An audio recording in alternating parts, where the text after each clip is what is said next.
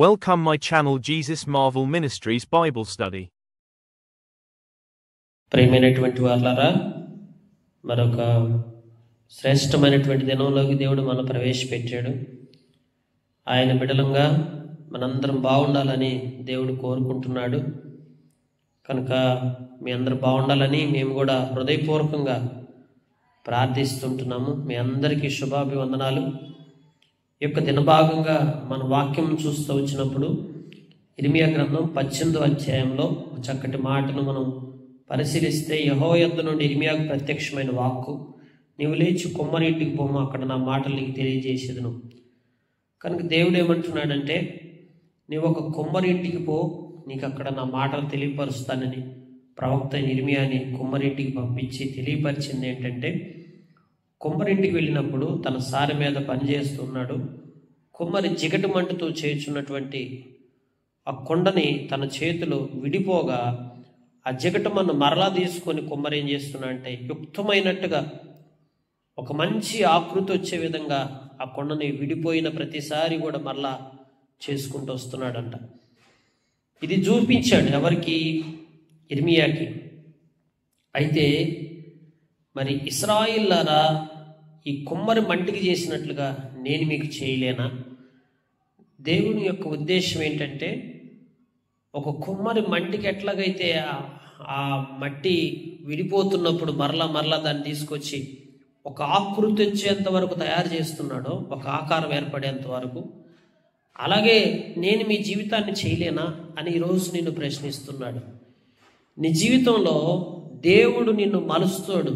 దేవుడు నిన్ను ఒక మంచి ఆకారంలో తీసుకురావాలని ఇష్టపడుతుంటాడు. అంటే నిన్ను అన్ని విధాలుగా స్థిరపరిచి, నీకేది తక్కువ కాకుండా నిన్ను అన్ని విధాలుగా క్షేమకరంగా ఉంచుట కొరకు దేవుడు నీ పట్ల ఏ ఉద్దేశం అయితే కలిగి ఉన్నాడో దాన్ని నెరవేర్చి నిన్ను ఒక మంచి వ్యక్తిగా, నిన్ను ఒక ఆత్మ సంబంధమైన వ్యక్తిగా నిన్ను మలచాలనుకుంటున్నాడు.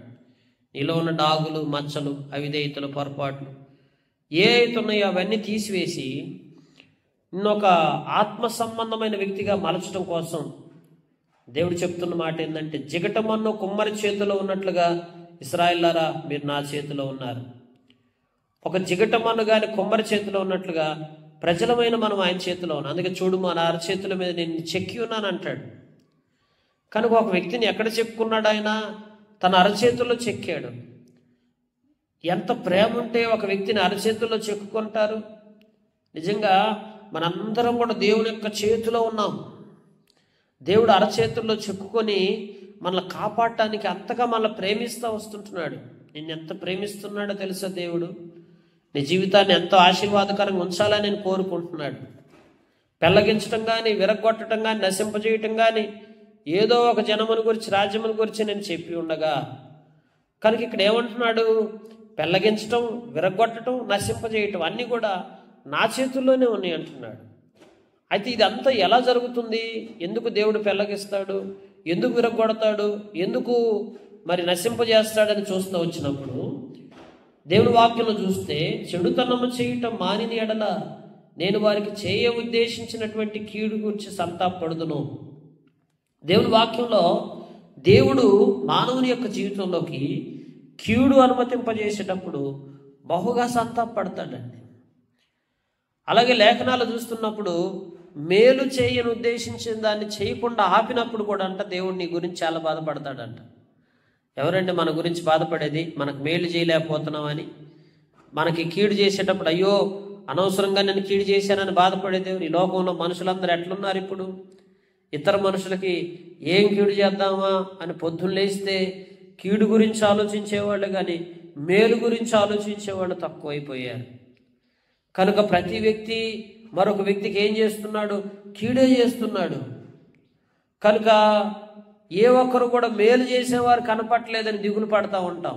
దేవుడైతే దేవుని ఉద్దేశం ఎట్లా ఉందంటే, మన యొక్క చెడుతనం చేయటం మానుకొని ఎడల నువ్వు ఏ బలహీనతలో చిక్కుకున్నావో, నువ్వు ఏ పొరపాటు అయితే చేస్తున్నావో, ఏ తప్పిదమైతే చేస్తున్నావో, అది నీకు తెలిసి ఉండి కూడా నువ్వు ఇంకా దాన్ని కొనసాగించేవాడు ఉండకుండా దాన్ని మానుకోమంటున్నాడు దేవుడు.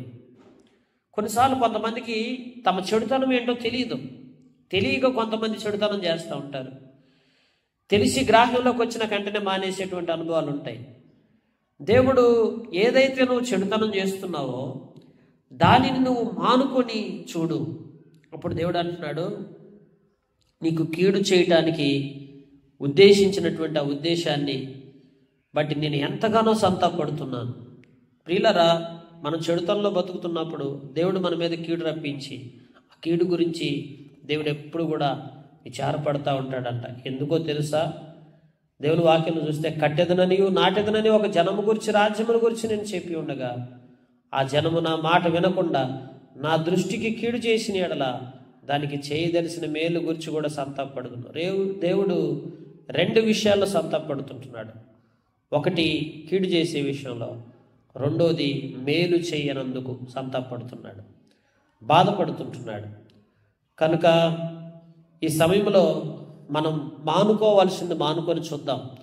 దేవా, ఇదిగో నేను ఎంతో కాలం చెడుతనం చేస్తున్నాను ఈ ఫలానా విషయంలో అని నువ్వు అన్నట్లయితే, ఉదయకాల దేవుడు నీతో మాట్లాడుతున్నాడు. దాన్ని నువ్వు విడిచిపెట్టి చూడు, తప్పక నీ జీవితాన్ని ఆశీర్వాదకరంగా చేసుకుంటూ వస్తాడు. మరలా మేళ్లతో నింపబడతావు, కీడు నుంచి విడిపించబడతావు.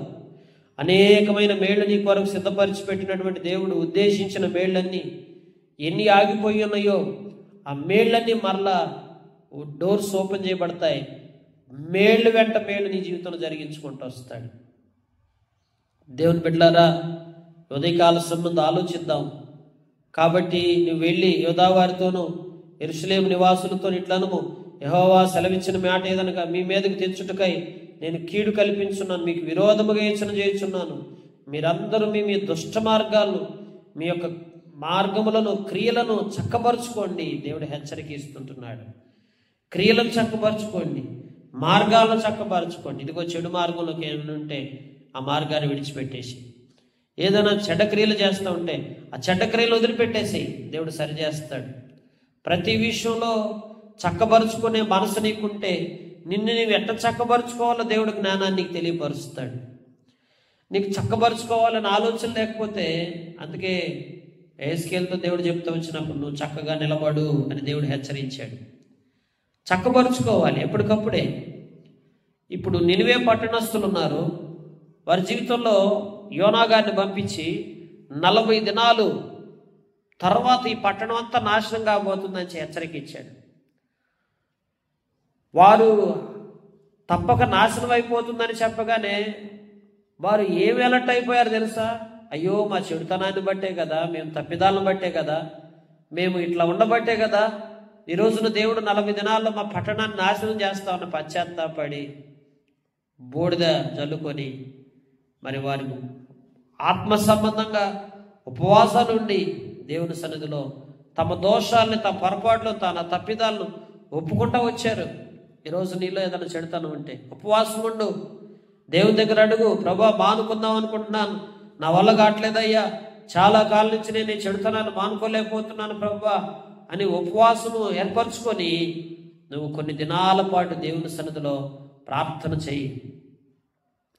చెడుతనంలోనే ఉండి నువ్వు దేవుని సన్నిధిలో మోకరిల్లినట్లయితే నీ చెడుతనం నుంచి దేవుడు నిన్ను బయటికి తీసుకొస్తాడు. అయ్యో, నేను చెడుతనంలో ఉన్నాను, నేనెట్లా దేవుని సన్నిధికి వెళ్తాను అని నువ్వు ఇంకా ఆ చెడుతనంలో బ్రతుకుతా దేవుని సన్నిధిలో మోకరించకుండా, ఉపవాసం ఉండకుండా, ప్రార్థించకుండా నీ చెడుతనం మీద నీకు విజయం రాదు. కనుక చాలాసార్లు కొంతమంది ఈ దినాల్లో మానుకుందామని ఎంతో ప్రయత్నం చేసినా మానుకోకుండా చెడుతనం చేసేవారు చాలా మంది కనిపిస్తుంటారు. కనుక చెడుతనం గురించి నీకు తెలిసి కూడా నువ్వు మానుకోకుండా ఎంతకాలం అలా కొనసాగుతావు?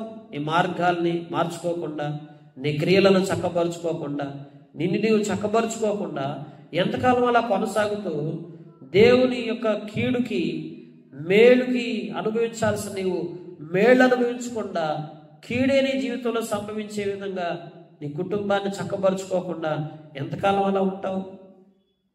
ఆలోచించు ఒకసారి. నీ మాట నిష్ప్రయోజనం, మేము మా ఆలోచన చొప్పున నడుచుకుంటాం, మేమందరం మా మూర్ఖ హృదయం చొప్పున ప్రవర్తిస్తాం అని అందరూ అంటున్నాడు. దేవుని వాక్యంలో చూస్తే దేవుని మాట నిష్ప్రయోజనం అవుతుందా? దేవుని మాట నీకు ప్రయోజనకరమైన మాట. దేవుడు చెప్పిన మాటను వింటే మంచిది, ఆశీర్వాదకరంగా చేయబడతా వస్తాం. నిష్ప్రయోజనం ఈ మాటలన్నీ మేమైతే వినను, నా ఆలోచన చొప్పున నేను నడుచుకుంటాను, నాకు ఆలోచన ఉంది, నేను దేవుని ఆలోచనను పట్టించుకోను, నా ఆలోచన ప్రకారం నేను నడుస్తానని అంటావా? అయితే నీ జీవితంలో దేవుడు నీకు ఎన్నో కీళ్ళు సంభవించడానికి మరి కారణం అదే. కనుక నీ ఆలోచన పక్కన పెట్టేసేయి, దేవుని ఆలోచన ఏంటో తెలుసుకో. మూర్ఖంగా ప్రవర్తించమాకు. మూర్ఖ హృదయం చొప్పున ప్రవర్తిస్తే ఏమవుతాం? నష్టపోతాం. దేవుని ప్రజలారా, ఈ దినాల్లో చాలామంది తమ చెడుతనం మానుకోకుండా, చెడ్డ మార్గంలో నుంచి బయటికి రాకుండా, చెడ్డ క్రియలను విడిచిపెట్టకుండా, దేవుని మాట నిష్ప్రయోజనంగా ఎంచుకొని మూర్ఖ హృదయం కలిగి ఎప్పుడైతే మరి దుష్ట ప్రవర్తన కలిగి నడుచుకుంటూ ఉంటారో, చెడు ప్రవర్తనకి అవకాశం ఇచ్చి మూర్ఖంగా ఆ ప్రవర్తన మార్చుకోకుండా, ఒకసారి దేవుడు మాట్లాడినా కానీ ప్రవర్తన మార్చుకోరు, అలానే ఉంటుంటారు.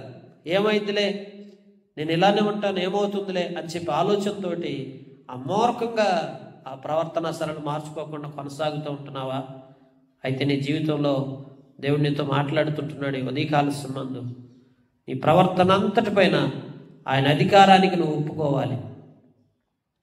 నినివే ప్రజలు ఎప్పుడైతే తమ ప్రవర్తన మార్చుకున్నారో, దేవుని అధికారం కిందకు తమను తాను తెచ్చుకున్నారో, దేవుడు పశ్చాత్తాప్తుడై వారికి చేయదలిచినటువంటి కీడు చేయకుండా మేలు చేయటం ప్రారంభించాడు.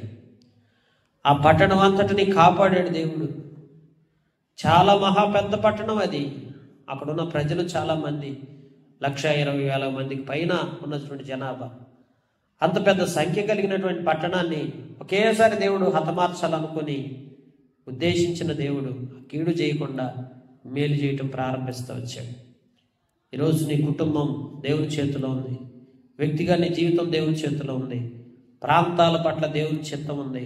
కనుక ఒక పట్టణం, ఒక ప్రాంతం, ఒక వ్యక్తిగా నీ జీవితం ఆయన చేతిలో ఉందని నువ్వు మర్చిపోవద్దు. కనుక ప్రియమైనటువంటి వాళ్ళారా, ఎక్కడ చెడుతనం జరుగుతుంది, ఏ విషయంలో నేను బలహీనంగా ఉన్నాను, ఎక్కడ నేను చెడు మార్గాలకు వెళ్ళిపోయాను, ఎక్కడ నా క్రియలు నీకు అసహ్యకరంగా ఉన్నాయి అని కొంచెం యోచన చేసుకొని, దేవుని మాటని ప్రయోజనకరంగా భావించుకొని, దేవుని యొక్క ఆలోచనకి నువ్వు ఇదే చూపించి, దేవా నా జీవితాన్ని సఫలీకృతం చేయ్యా, నేను ఎన్నో కష్టాలు పడుతున్నానయ్యా, నా జీవితంలో నేను ఏ విధంగా ముందుకెళ్తున్నా నాకు తెలియని పరిస్థితిలో ఉంటున్నానయ్యా, నాకంత కన్ఫ్యూజన్ అయిపోయింది నాయన, నా జీవితంలో ఎక్కడ ఏమవుతుందో నాకే తెలియట్లేదయ్యా, నాకేం అర్థం కావట్లేదయ్యా అని నువ్వు అనుకున్నట్లయితే, ఈరోజు నీ చెడుతనం గురించి దేవుడు ఎత్తి చూపిస్తుంటున్నాడు. కొమ్మరి చేతిలో ఒక మంటిని కానీ దేవుడు మలిచినట్టుగా నిన్ను మరలా మలుస్తాడు.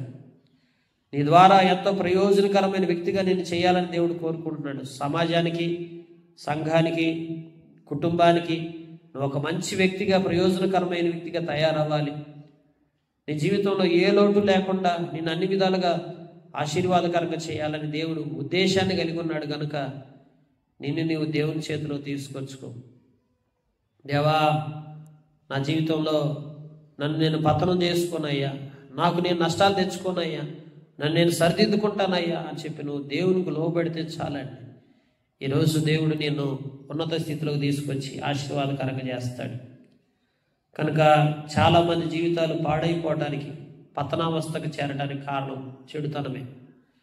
కనుక మన ప్రవర్తన ఎట్లా ఉందో ఒకసారి పరిశీలనగా గమనించుకొని, ఎంతకాలం ప్రభువా కుటుంబానికి నష్టముగాను, క్షేమం లేకుండా, అయ్యో నాలో నేను దిగులు పడతా, మనశ్శాంతి లేక, నిద్ర పట్టక, అనాలోచనగా ఎంతకాలం నేను కొనసాగాలయ్యా, నా బ్రతుకును సరిదిద్దుకుంటానని దేవుడి దగ్గరికి వస్తే దేవునికి శాంతి, సమాధానం, సంతోషం, ఐశ్వర్యం, సంపదలు ఏది కూడా నీ తక్కువ కాకుండా నీ అక్కర్లన్నీ తీర్చి నిన్ను ఆత్మీయమైనటువంటి స్థిరత్వంలో తీసుకొచ్చి నిన్ను ఒక మంచి పాత్రగా మలుస్తాడు. ఆయన కొరకు వాడబడేటువంటి ఒక మంచి పాత్రగా, అర్హమైన పాత్రగా, యోగ్యమైన పాత్రగా, ప్రయోజనకరమైన పాత్రగా నిన్ను మలిచి సమాజంలో నిన్ను ఆత్మీయంగా బలపరుస్తాడు. నిజంగా మరి ఆత్మ సంబంధంగా ఈ అనుభవం మనం కలిగి జీవిద్దాం. ప్రభు పాదాలు చెందుకొద్దాం. చెరసాల్లో ఉన్న ఒనేసిము పౌలు దేవుని మాటలు చెప్పినప్పుడు లోబడ్డాడు, తన ప్రవర్తన శైలి మార్చుకున్నాడు, ఆత్మీయమైన ఆశీర్వాదాన్ని పొందుతూ వచ్చాడు. ఒనేసిము లాంటి వ్యక్తిని దేవుడు మలిస్తే నిన్ను మలచడా? నిన్ను కూడా మలుస్తాడు. నీ జీవితాన్ని మలిచి నిన్ను ఒక స్థిరత్వంలో తీసుకొచ్చి ఆశీర్వాదకరంగా చేసి ప్రయోజనకరమైన వ్యక్తిగా నేను స్థిరపరచులాగా దేవుడి మాటలు దీవించి మన గ్రహింపులు తీసుకొచ్చి మనకు సహాయం చేసి మనం బలపరచునుగాక. Praise Lord. God bless you. Like, shared, subscribe to Jesus Marvel Ministries.